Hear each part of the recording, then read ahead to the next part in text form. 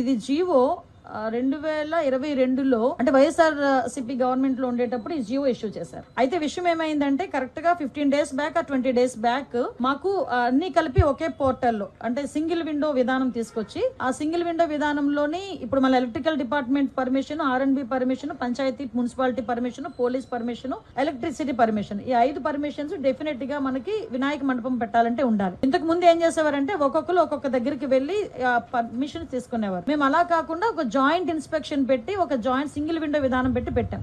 అయితే ఆ రోజు ఏం చేశారంటే ఇదే జీవోని నాకు డిపార్ట్మెంట్ వాళ్ళు తీసుకొచ్చి ఇచ్చారు.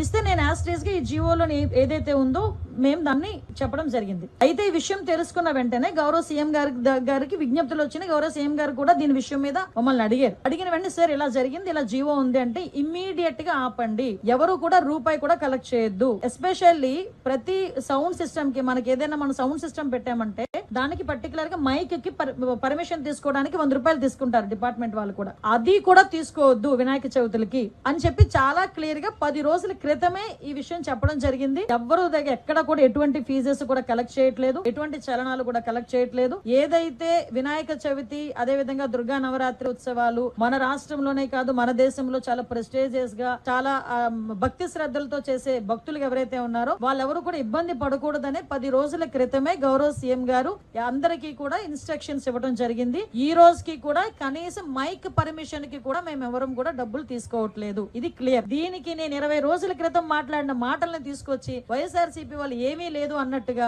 ఈ రోజు కావాలని దాన్ని ట్రోల్ చేసే పరిస్థితి చూస్తా ఉంటే వాళ్ళ తాలూకా తెలివి తక్కువతనం, అదే విధంగా వాళ్ళు బురద జల్లే కార్యక్రమాల్లో వాళ్ళకి టైము సిచ్యువేషన్ అలాంటివి ఏం అవసరం లేదన్న సంగతి కూడా చాలా క్లియర్ గా అర్థమవుతుంది. ఇది క్లియర్ గా ప్రజలందరికీ కూడా అర్థం కావాలి కాబట్టి చెప్తున్నా. ఇది ఆల్రెడీ 2022లో ఇచ్చిన జీవో. ఆ రోజు ఆ జీవోని కూడా పక్కన పెట్టి ఎట్టి పరిస్థితుల్లోనే ఎవరి దగ్గర ఎవరికి కూడా అది కలెక్ట్ చేయొద్దు అని చెప్పారు. ఎవరు కూడా అక్కడ కలెక్ట్ చేయట్లేదు. ప్రతి ఒక్క చోట కూడా వినాయక ఉత్సవాలు అంగరంగ వైభవంగా జరుగుతున్నాయి. ప్రజలు ఎవరు కూడా ఇబ్బంది పడట్లేదు.